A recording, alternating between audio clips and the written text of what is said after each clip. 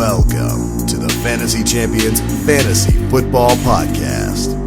Here's your host, Morgan Colby and Rick Lemon. What's poppin', my friends? What's going on? You got another draft.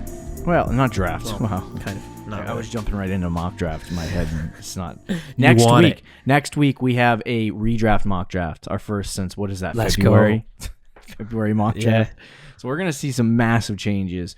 But today we're gonna break down the early ADP that we're getting here in late May as we head into June, because June, July, and August is going to set up a lot of what's going to happen in drafts when you hit late August, right before the season. We like to draft in September sometimes in our league. We can make it late as possible. Just for those, because you've been burned before by preseason injuries.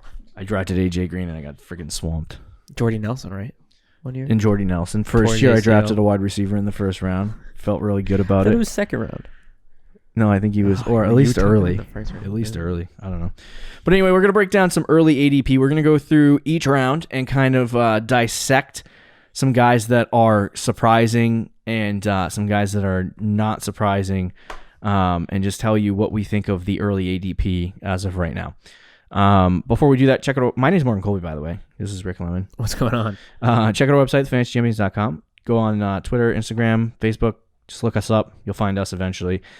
If you are interested in writing for the Fantasy Champions or interested in managing our social media platforms, we need a social media manager. Yeah, big desperately.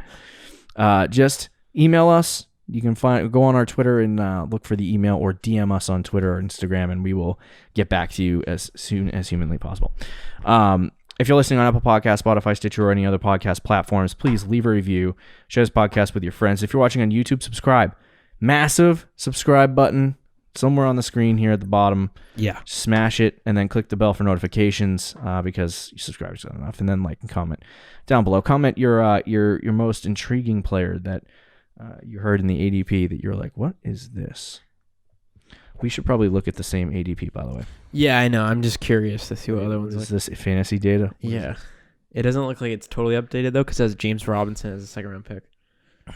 It's 2021, but probably like before. I was going to show you this. Yeah, that works. Okay, so the first round, it might help if you do you have this app? No. You don't even gamble, dude. Oh, I do. I do. Oh, I do. All right, so essentially, is there anything surprising on this list that you see so far? Do you want to just list it off first round? Yeah, go ahead. McCaffrey 1, Dalvin Cook 2, Barkley 3, Derrick Henry 4, Alvin Kamara 5, Jonathan Taylor 6, Zeke 7, Tyreek Hill 8, Cam Akers 9, right? Yeah, Aaron Jones 11, and then Nick Chubb. And then Nick Chubb 12. I think Nick Chubb is that low as a steal. Yeah, I agree late with first round Yeah. or early second round, depending on 10, 12 team, 14 team league, whatever you're in. Right. That's a really good pick. I'm surprised Zeke is climbing back up a little bit. He's like 1.7 now. 1.8, 1.7. Yeah. Yeah, that's a little bit surprising. It's a little high, but, Taylor that high, not too surprising, Can't but even see my phone. it is what it is. There's nothing that's like super I think the Chubb thing is the only big surprise. Do you think Alvin Kamara is going too high? He's going off the board at 1.5.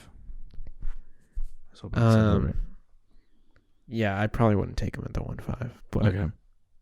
And then maybe the only wide receiver, shockingly enough, based Tyreek on this Hill, that is a little ADP from Underdog, surprising, is it's Tyreek. Well, I didn't necessarily think that Tyreek Hill wasn't going to be the first wide receiver off the board.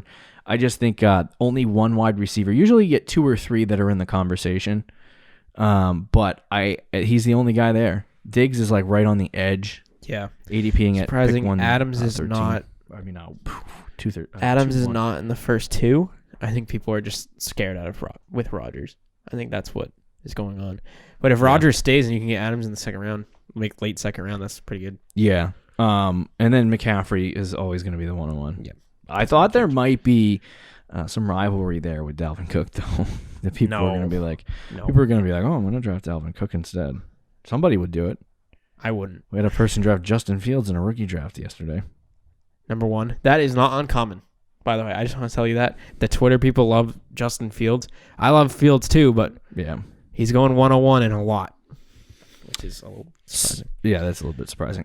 So then you get the second round, and you start to see some more wide receivers taken off the board. Though I want to say the 1-2, the 2-1 is Stefan Diggs, 2-2 is Austin Eckler, 2-3 is Joe Mixon, 2-4 Devontae Adams, 2-5 AJ Brown, 2-6 DeAndre Hopkins, 2-7 Najee Harris, 2-8 Antonio Gibson, then Clyde at the 2-9, 2-10 is Justin Jefferson, 2-11 DeAndre Swift, 2-12 DK Metcalf. I love that back end of this. I mean, the second round is a lot of value, actually, to be honest, the whole thing.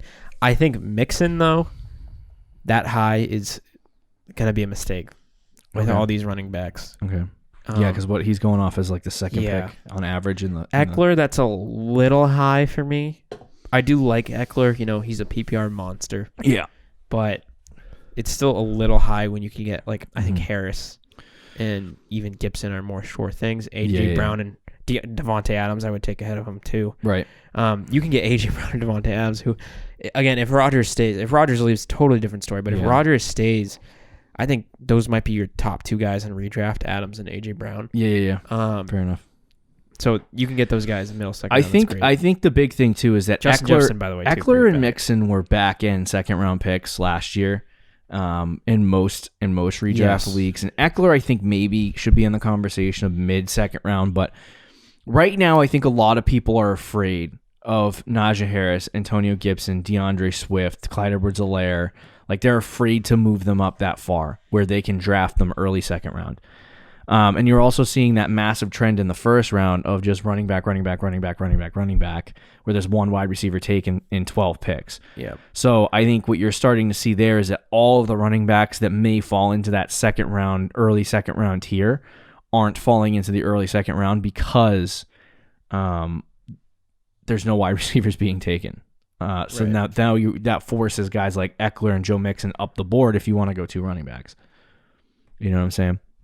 Yeah. So anyway, as far as surprising guys go, Hopkins was good to start the season, but kind of garbage after the midway point. Yeah, it wasn't bad. He just wasn't. I would probably take Justin Jefferson over Hopkins. Let's see. I don't know. What did he finish last year? Hopkins finished number 5, so that was kind of where he was. But I'm curious. That's 2019. Oh wow. Hold on a second, my dude.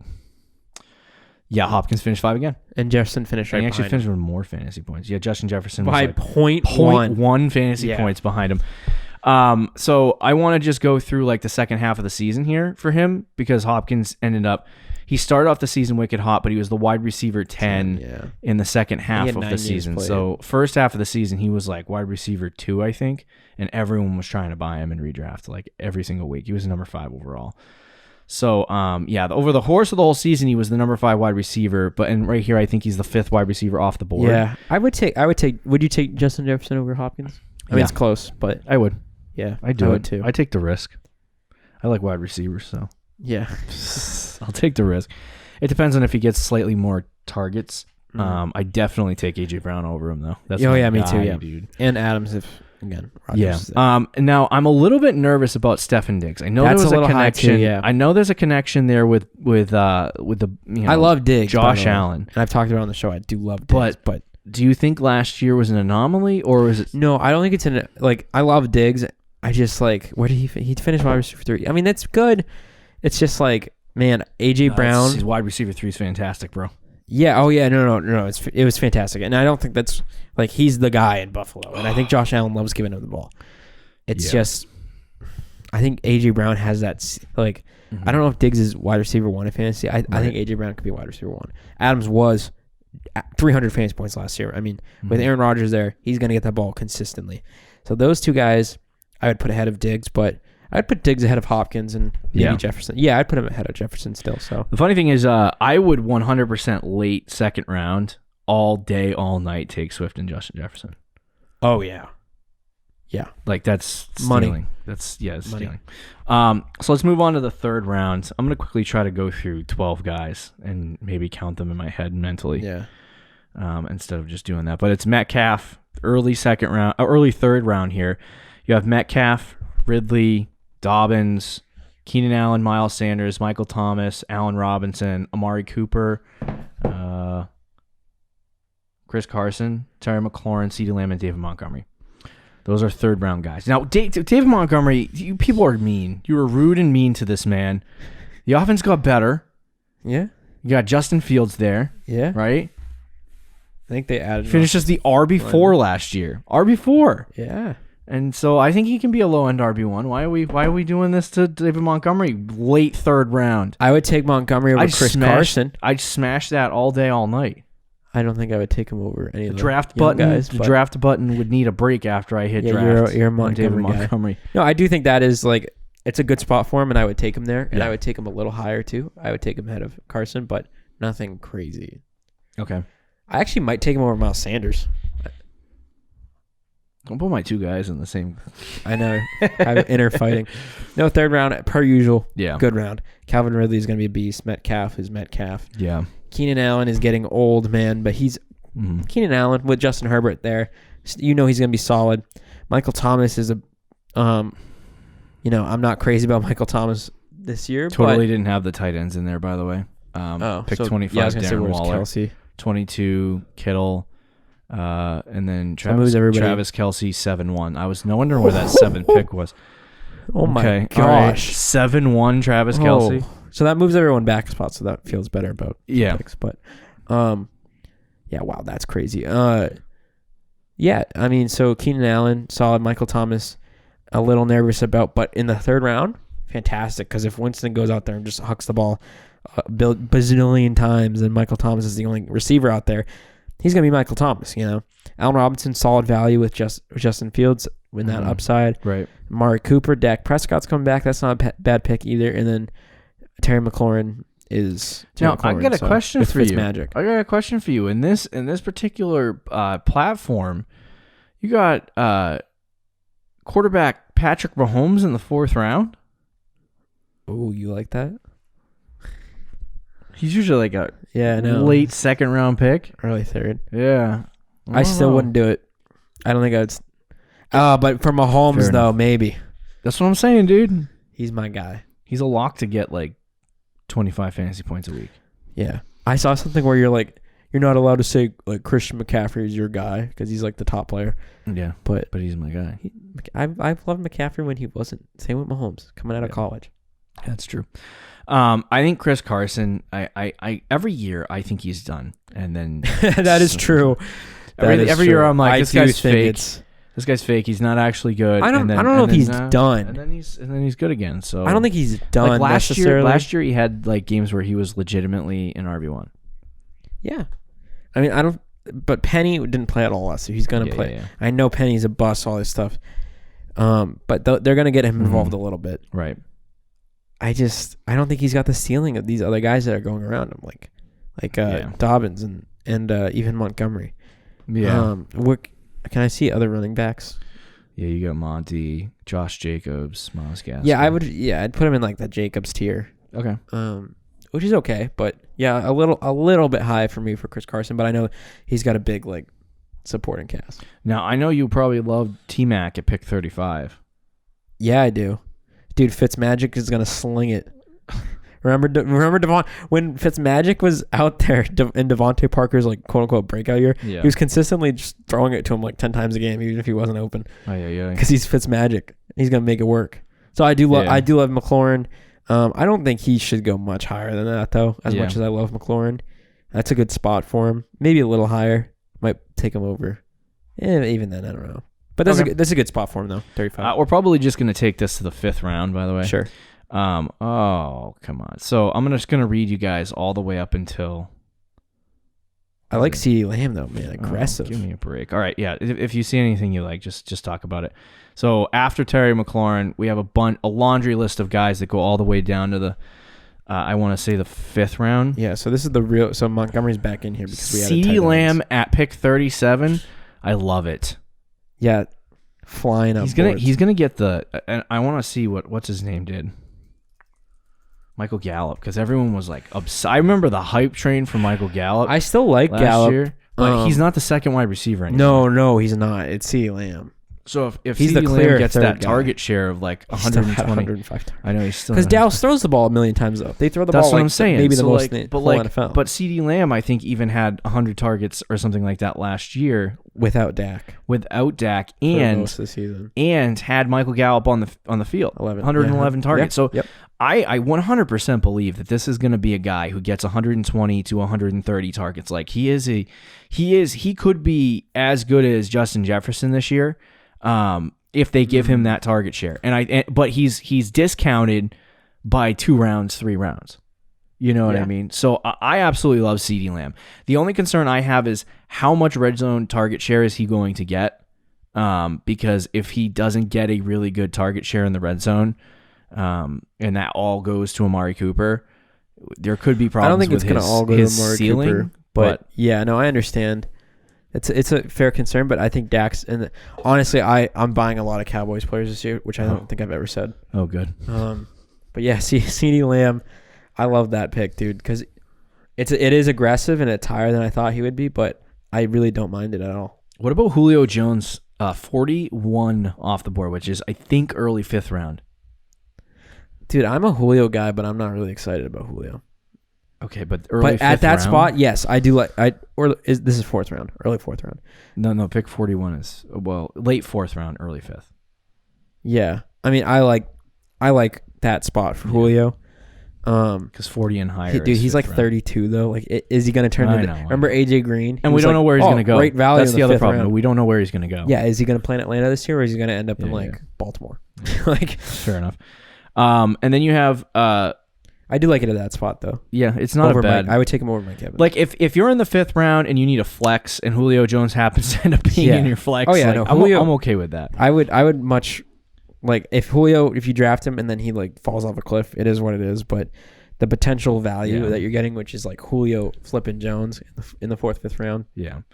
You also have Josh Jacobs, late 4th, early 5th. I hate Jacobs, a guy you want? But that's okay value there. You know, like take a flyer on him sort of spot. It's not bad because he's still going to get carries. I know Kenyon Drake is there, and he's going to take passing work, and he's going to get carries as well. But I think they used Devontae Booker a lot last year. Yeah. Did they really? Yeah, look up his stats, and I think he had over 100 carries. So, like, I think yeah, but he also got hurt. 93 carries. So it was close. Jacobs. Yeah, he did get hurt. I think Drake will get more than that, but I don't think Drake's gonna. It's not, to me. It's not gonna be a 50-50 split. Yeah. So I would take Jacobs there. I just Drake is gonna take work. He's had 2,000-yard rushing seasons. Yeah, I mean he's still a good player. Yeah, it's not. I totally forgot about Drake. My brain is just like Drake. He's gonna get the carries. I think Drake is gonna be split out as a wide receiver, and I think he's gonna. Get they're gonna use Drake a lot as a receiver, slot guy, but he is gonna get carries still. Like let's not act like he'll probably get 100 carries. But Jacobs can still, which is fine. He still had 273 carries, and he was inactive a game. Yeah, I don't think he's gonna get 273 though. I think if he gets 100 carries, Drake. I think Drake. Listen, look at I this. said 100. I'm not making any arguments for Josh Jacobs, but he had 290 rushing attempts, right? On pace, and he was on pace for that. If he played that in an active game, right? So if he rushes for 290, and you think that maybe the other guy comes in Drake and he gets like 125 carries or 150 carries, yeah, that's gonna drop him down to like 260. So it's not even gonna be off from what he had last year. He was just. Look at this, 3.9 yards per carry. There are people that think it's going to be a split, though. It could be, but I don't think it. I think it'll be like 65. I think they're also concerned about how 35, often what's his name gets hurt. So yeah. Anyway, we'll spend more time talking about. That's Josh okay Jacobs though. over the That's offseason. okay. I like that spot. I do for Jacobs. Yeah. And then DJ Moore, I think, is a solid pick there. Too early for me for Josh Allen. Love Josh Allen. I know you love Josh Allen. Would you take him in the 5th round? No. Okay. Chris Godwin, who was extremely disappointing last year. I actually don't know that Chris Godwin's going to continue to be successful under the Tom Brady regime. He'll be okay. It's just there's so many weapons there. See, dude. look at this. This draft just started. Oh, good luck to us. Yeah, Chris Godwin. I think that's a little early for me. Okay, and then Gaskin. Stop it. Do not draft Gaskin in the 5th round. Just don't gross, do it. bro. It really is gross. But I'm like, why would you draft Was it the Myles fifth round? Gaskin? Yeah, why would you? Early 5th round is good. Why would you just Myles Gaskin that high? I don't know. I wouldn't take it. I mean, I would, but not there. I don't think. I'm trying to count in my head. 20. What's? Oh, continue talking. yeah. I don't think I would take Gaskin there. He could be like the guy in Miami still, but it's still very risky. I don't think that's the best spot. I would take him though in like the 6th, maybe Yeah. late 5th. Okay, fair Not enough. bad. And then I think ETN. Jamar Chase and ETN. I think Chase is going way too high. Jamar Chase, that is probably the highest I think I have ever seen a rookie wide receiver go. Yeah, if he goes in the I 5th agree round with that. for a rookie wide receiver, I mean, I don't hate it, man. I think it's early. It's probably a round or two early, but dude, I mean, you know how I feel about Chase. I think he's 100% this year's Justin Jefferson. Jefferson. Like, I think he's going to get. I just don't know about it. I actually think when real people start drafting and there are people who aren't paying to play fantasy football and they're with their Adam buddies. Thielen is a guy that everyone loves. Kenny Galladay's Jamar a Chase name. will fall down to the 5th, 6th round, so or late 5th, early 6th. And I would love Jamar Chase in a reality where I can get him in the 7th. If I'm going to draft a rookie wide receiver, it would be 7th or 8th round. And if there's one guy I'm going to jump.